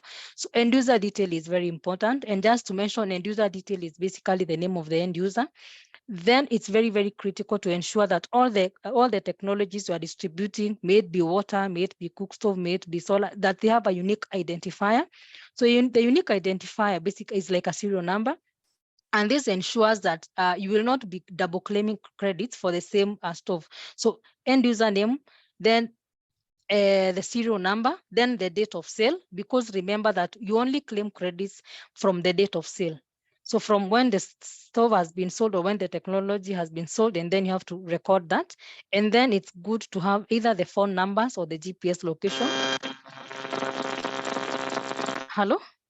Yeah, so I find the phone numbers being a bit easier if you can get all of them, because remember that these people, when it comes to time for you to monitor, you'll need to reach out to them. You'll need to alert them that you're going to do the monitoring. So having the phone numbers for the end users is very good, so that you can continue maybe updating them on the information. Then they can be able to reach you in case they need some maintenance. So that is just a summary of what is needed for the end users. And then the implementation phase of the carbon project. Yeah, so different projects have different ways of implementing their projects. There are some people who either sell the stoves through retailers, or some of them opt to give for free, and then after they give for free, they collect end user data details. But of course, we are all aware of some of the negative repercussions of giving out some of these technologies for free, because ownership is minimal. So maybe selling them at a subsidized cost probably could be the way to go. Then ensuring that at the point of installation, the end users are made aware of the carbon claim of carbon credits, like I had mentioned. And then end users are informed not to claim carbon credits from the stove in another carbon scheme project. Yes, as a CME, you are not supposed to register some of the intervention in gold standard and then you use the same cook stoves, of course, in another standard like Vera. That's not proper. And then you need to have a distribution plan. And the distribution plan, if you are working with a carbon asset developer, they can advise you on ensuring that the plan you're preparing is maybe what I can say, maybe economical, so that then you do not spread them over a very, very, very long period and minimize the carbon credits. Remember that Kevin had mentioned something to do with the timelines of how long you can claim the credits for. So right now, the cycle, we are doing 5-year cycle. So for the POA, you can do 5 years, you renew three times, that makes a maximum of 20 years. And then for the VPA, you can do 5 years and then you renew twice. So that makes a total of 15 years. So when you're designing this project, it's good to be conscious of time, so that of course you can ensure that you're maximizing the time within which you're getting credits. And because the sole purpose of getting these credits, remember, is what Kevin had explained about additionality, ensuring that the maximum you get, are able to roll that back to the community. Then the other thing that a CME is encouraged to do is ensure that the baseline stove is not being used. So this is by you can do this by continuing to do training for the end users, for them to understand the repercussions of using the baseline stoves, things like indoor air pollution, training them and demonstrating how much fuel they waste, quote unquote, when they're using the baseline stove, so that you can ensure that the baseline stove is no longer being used. And then some key points to mention: the stove under the carbon project need to have a warranty, at least a year warranty or so forth. Then the carbon waivers, as I mentioned, and then 100% end user data collection. So how do you do the monitoring? We normally have a sampling process, and the sampling process, of course, is guided by the gold standard. And monitoring is a continuous process, of course. And then what you do at this stage is that there's some precision and confidence level you're supposed to meet. And sampling is done, it's not supposed to be biased. So there are some formulas that we apply at this stage to ensure that each stove or each intervention is, or each technology is given an equal opportunity to be selected on the criteria, on the selection criteria, sorry. And then when you're monitoring, what parameters are you checking for? The first one is the drop-off rate. Remember that for the Cook Stoves project, you can only claim credits for the stoves that are operational. So you cannot claim credits for stoves that are not operational. Then something else we are checking is stove stacking. We know that for those who have implemented Cook Stoves project, there's a lot of stove stacking. And when you're doing surveys, we need to account for those. For example, when you go to a household, you have to check how many stoves they're using. Number two, how often do they use your project stove? And then you need to discount. So you need to apply some form of discounting factor to ensure that you're not overclaiming. And then during surveys, you get an opportunity to assess whether they are still using the baseline stove. So at this stage, you can take advantage of maybe kind of discouraging this practice of using the baseline stove so that, of course, they can use more efficient cook stoves, which are, of course, more cleaner. Then the stove usage. So are they using it daily? Are they using it weekly? Remember that if, for example, your project stove is rarely used, then the basis of claiming carbon credits basically is not there per se. So there's some criteria that you need to use. For example, if your stove is being used once in a month, then that basically you cannot really claim that as a user per se. For conservativeness, we normally drop off such stoves. But for a stove that is being used daily, then of course you can claim credits for those. And then we check the stove efficiencies through the water boiling test, the WBTs that are done in the lab. And then the fuel savings is checked through the kitchen performance test. Just to mention, the kitchen performance test is done over 3 days.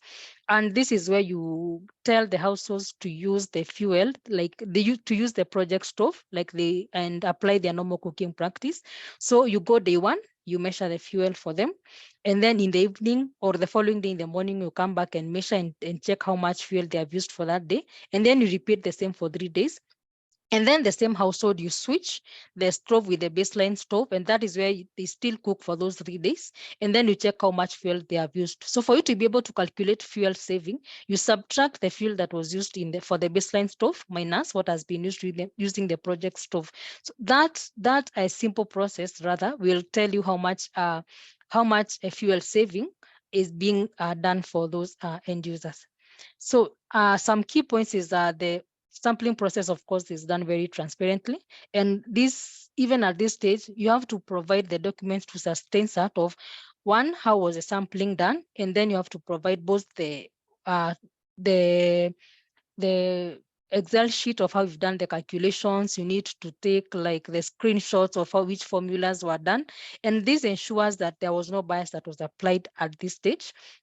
And then end user database management, of course, is very, very critical. Remember, this is where you are getting the end users who will participate in the survey. This is still the database that you are getting the people who will be claiming credits for. So this is the same database you are calculating emission reductions against. So it's very, very critical that this end user data is managed well. And then stove stacking is a practice that, of course, we have all experienced, and maybe, yeah. And the key point is just ensuring that households are moving more towards clean cooking and away from the 3-stone, the baseline stoves. So, so the SDG measurement, sorry. For all the gold standard projects, you need to measure at least 3 SDGs. That is a requirement. And SDG 13 is compulsory, and then you have the option of measuring 2 more SDGs. Gold Standard have come up with a tool that you use to quantify the SDG outcomes, and then you prorate that during validation. You prorate that for the next 5 years, and then during each monitoring, you have to download the same form. Then you assess against each of the SDG parameters that you selected. So all the projects, whether old or new, are required to use this tool. So this tool is not only applicable for new projects, but it's done for all the projects. And this tool is quite easy to use, and of course it makes SDG assessment easier, because what has been happening before this tool came in is that you would kind of do our own assessments, where you just say this is the SDG parameter and this is how it was monitored. But now the SDG tool is quite easy to use, and of course it ensures that all the data that is required has been captured. So what are some of the key issues to look for in a cook stove project? The very first one is ensuring that you have all the end user data. Then the other one is the carbon waiver. Then the other aspect is complete switchover, that there's no baseline stove, because like I said, the more you have stove stacking, then the less credits you get to claim for your project. Then ensure that a sampling process is done transparently and taking screenshots for submission. Then ensure that your sampling process is representative of all the project area. So, thank you. Thank you. I have done with the presentation. Maybe I can take in some few questions before the end of our time, because I see I have about 2 minutes. Thank you, Sally. Thanks to your team at Climate Impact Partners for this presentation and taking the members and the stakeholders through the project, the carbon finance project development process. So I have Nyongesa Leonard, whose hand has been up for some time. Kindly unmute yourself and ask your question. Then I can ask the 3 questions in the chat box. Then we can close the meeting.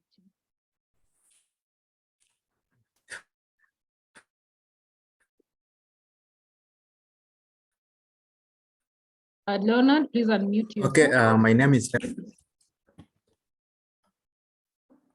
Okay, I hope I'm audible. Yeah. Yes. Okay. Is it possible to backdate the carbon reduction project to claim credits? For example, I have been doing, a project like for the last 5 or 10 years. Then I realized that, oh, here is an opportunity to register with the carbon credit. Is it possible to backdate that, the activities and the results that I've been getting, to sell the credits? And the second question is, like, once my organization or a project have been approved with the carbon, under the carbon project, how long will I start getting the payment? Okay.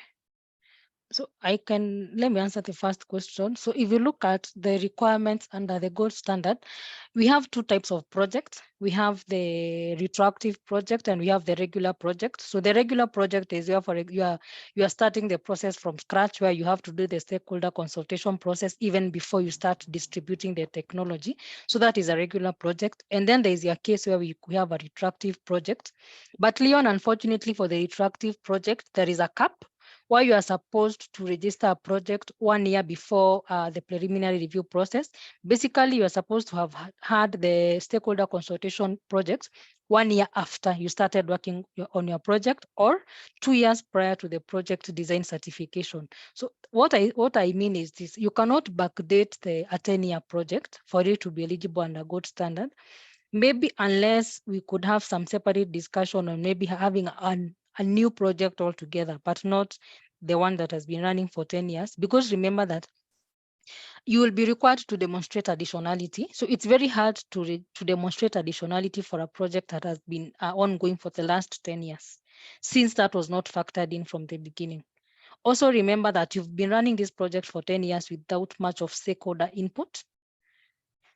So 1 year maximum. 1 year, yes, we can. 10 years, no. Okay, thank you, Sally. So I was also just looking at the charges for developing the project, the carbon credit project, and I think they are kind of high. But then I have Cyrus Mbugua in the chat box, who says, aren't the costs prohibitive for small scale participants? He also asked, is the credit paid after verification as one-off or it's spread over a specified period? That is his first question. So maybe I can take that. So yeah, unfortunately, the review costs are a bit high. That is why we normally encourage the project's scale to be a bit bigger, because the only way you make your project sustainable is making sure that the scale is big enough. Because if you are, for example, you want to claim credits for 1,000 stoves, then it becomes very expensive with those costs. But the only cost, for example, that you have the option of maybe not having is the VVB cost, because that is applicable for small scale and large scale projects as of now. But the other costs are standard. Then the question about the payoff, remember that you're doing the verifications annually. The project goes, for example, assume now you register your project for 5 years, renewable twice, so that is a total of 15 years, and you are able to do monitoring every year. So now remember that you'll be getting carbon finance every year. Every year you do your verification and then your credits are sold, you get some money. So for the next 15 years, you're able to get something. So it's not like a one-off, it's spread over the period that you have registered your project and over the period that you're able to do monitoring.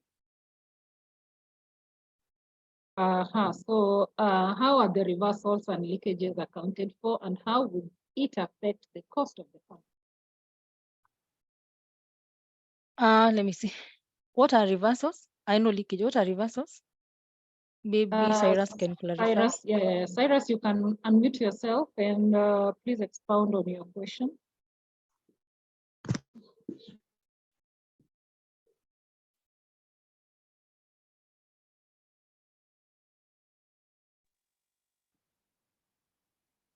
Cyrus, are you speaking? Because we cannot hear you.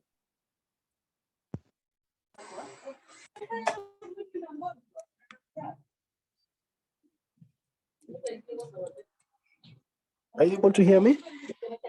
Yeah. Yes. Basically, they're more or less the same, but that is more or less inclined to nature-based projects, like an afforestation project or a mangrove tree planting project. So how will you account for those reversals? Because most projects, they might not have 100% success. They might have a percentage success rate. So how is that accounted for when it comes to now the payments?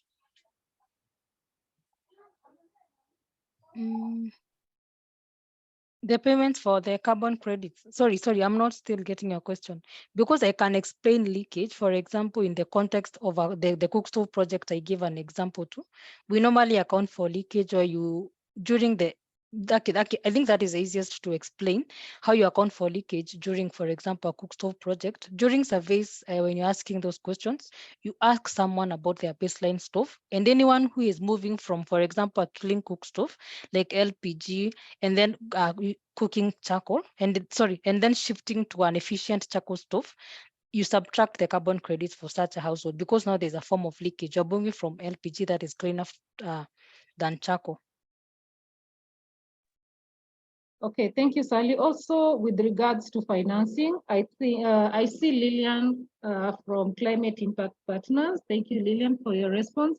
Lillian says, also depending on your project partner, you can have an agreement that will see the project partner to provide pre-financing or pay for all project development costs, which can be reclaimed from the sale of the carbon credit. Thank you, Lillian. So just one final question, Sally.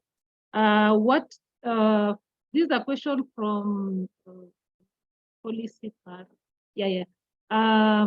What is required for one to renew a carbon offset project? This is the question from.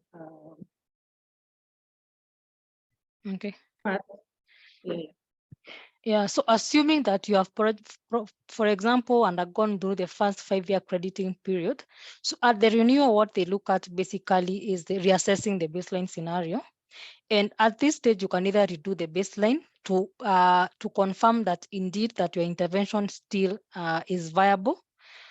And or you can use some literature review also as evidence that your project is still viable. But basically, when you're doing the renewal of the crediting period, what you are assessing is the baseline scenario to see whether it's still viable or not.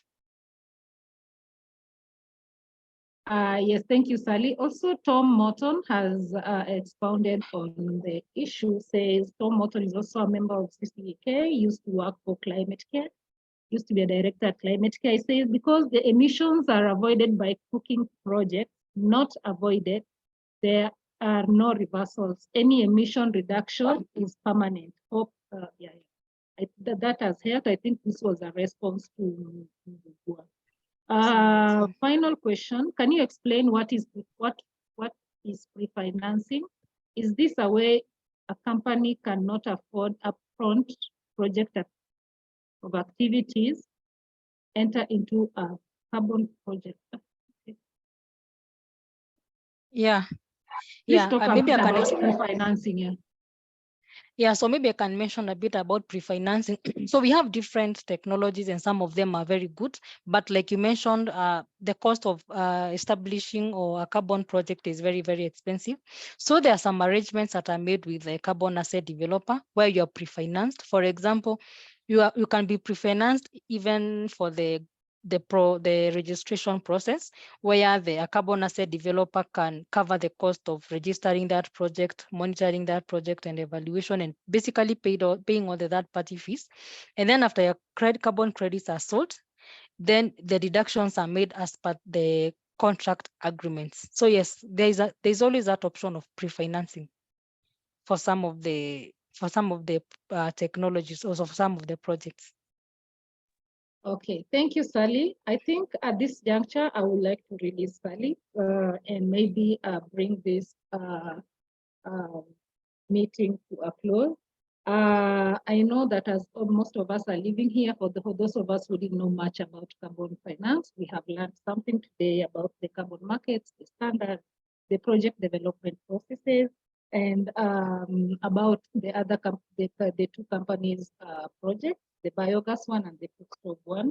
I would like to let you know that the link for this webinar will be shared so that you can share with your link outside there. Also, the presentations from Sally, from Climate Impact Partners, and ABPL from Kevin will also be shared.